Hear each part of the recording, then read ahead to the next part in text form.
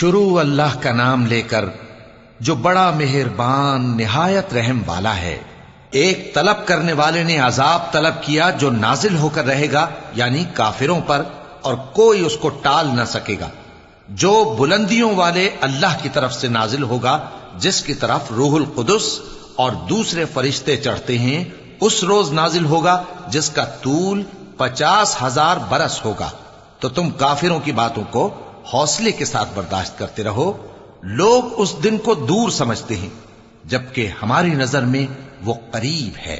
جس دن آسمان ایسا ہو جائے گا جیسے پگھلا ہوا تانبا، اور پہاڑ ایسے جیسے رنگین اون، اور کوئی دوست کسی دوست کو نہ پوچھے گا، حالانکہ ایک دوسرے کو سامنے دیکھ رہے ہوں گے۔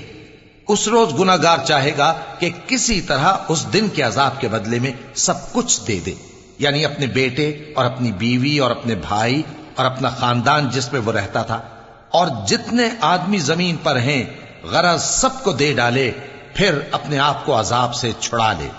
لیکن ایسا ہرگز نہیں ہوگا۔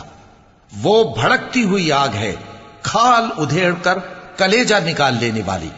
وہ ان لوگوں کو اپنی طرف بلائے گی جنہوں نے دین حق سے اعراض کیا اور منہ پھیر لیا، اور مال جمع کیا، پھر سینت سینت کر رکھا۔ کچھ شک نہیں کہ انسان کم حوصلہ پیدا ہوا ہے۔ جب اسے تکلیف پہنچتی ہے تو گھبرا اٹھتا ہے، اور جب ملتا ہے اس کو مال تو بخیل بن جاتا ہے۔ مگر نماز ادا کرنے والے جو نماز کا التزام رکھتے اور ہمیشہ پڑھتے ہیں، اور جن کے مال میں حصہ مقرر ہے، یعنی مانگنے والے کا اور نہ مانگنے والے کا، اور جو روز جزا کو سچ سمجھتے ہیں، اور جو اپنے پروردگار کے عذاب سے خوف رکھتے ہیں، بے شک ان کے پروردگار کا عذاب ہے ہی ایسا کہ اس سے بے خوف نہ ہوا جائے۔ اور جو اپنی شرمگاہوں کی حفاظت کرتے ہیں مگر اپنی بیویوں یا باندیوں سے کہ ان کے پاس جانے میں انہیں کچھ ملامت نہیں، اور جو لوگ ان کے سوا اور طریقے ڈھونڈیں تو وہ حد سے نکل جانے والے ہیں، اور جو اپنی امانتوں اور اپنے عہد و پیمان کا پاس کرتے ہیں، اور جو اپنی گواہیوں پر قائم رہتے ہیں، اور جو اپنی نماز کی پابندی کرتے ہیں، یہی لوگ جنتوں میں عزت و اکرام سے ہوں گے۔